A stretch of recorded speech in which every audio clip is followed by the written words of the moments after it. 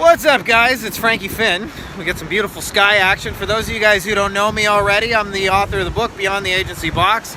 I've built since about 2007 3 different agencies to 100 plus simultaneous clients, and I've helped hundreds of people around the world to live this whole beach agency laptop lifestyle. Those are my peeps, by the way. We're out for a walk. I'm being a bad daddy.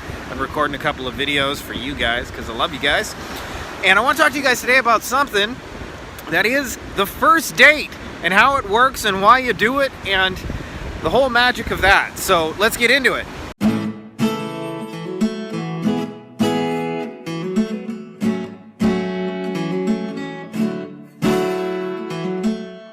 By the way, sales, if nobody told you already, and keeping clients happy, is relationships. I said that like all aggressive and angry, huh? And by the way, like this, the colors in the sky here just at nighttime are just, So, I've learned, by the way, this is my experience, if you have 20 clients in your agency, and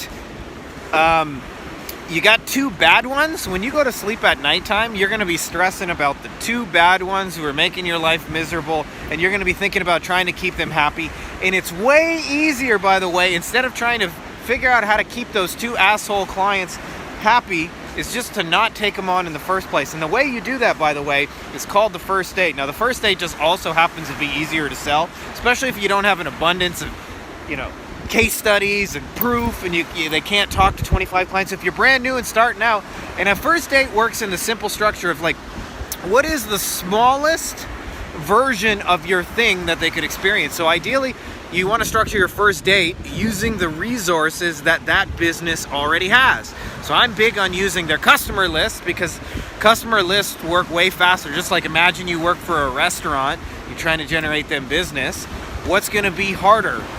And what's going to be easier, right? Like if they have you trying to get people off of Facebook to come in and eat food for the first time, or somebody who just came in yesterday to make them an offer to come in once more that week, right? It's going to be a whole bunch easier working with their customer list. So it allows you to do things without the oops.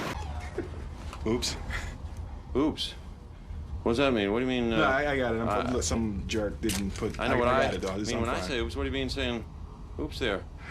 Well, you say we try that one again, huh? Yes, without the oops. Yes, without the oops. I don't know why that line always stuck with me. I'm not like a huge Jeff Goldblum fan or anything. Although I got some Jeff Goldblum cutscenes for those of you guys around here.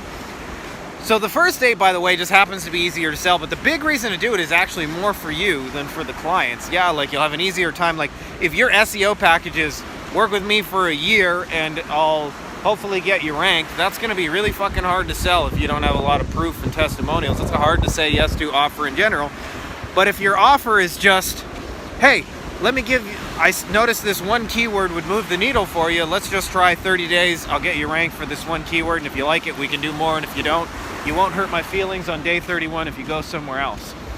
So they happen to be a whole bunch easier to sell, but I'm telling you, you'll stress so much about those 2 bad clients out of 20 instead of just not giving them a second date, right? Like what happens when you have a shitty first date? They will reveal themselves as assholes or people who don't pay on time or things like that, or maybe they have problems, or maybe you found out their reputation sucks and they haven't treated clients well. Any event, it becomes easy just to not give them date number 2. So I hope that's helpful to you guys out there for turning your stuff. Think about how you can make it a little first date. This is relationships.